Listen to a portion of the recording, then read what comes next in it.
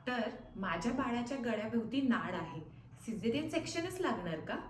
बरेच वेळा आपण सोनोग्राफीमध्ये असं वाचलं असणार की बाळाच्या गळ्याभोवती नाड आहे. त्याचे कधी एक फेरा असू शकतो किंवा 2 फेरे किंवा त्याहूनही जास्त.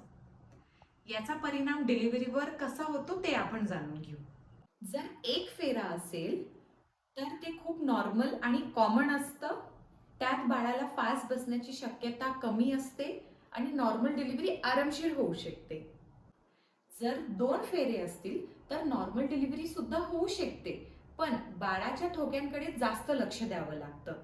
डिलिव्हरीच्या टाइमला जर बाळाचे ठोके जास्त किंवा कमी होत असतील तर सिझेरियनही लागू शकतं.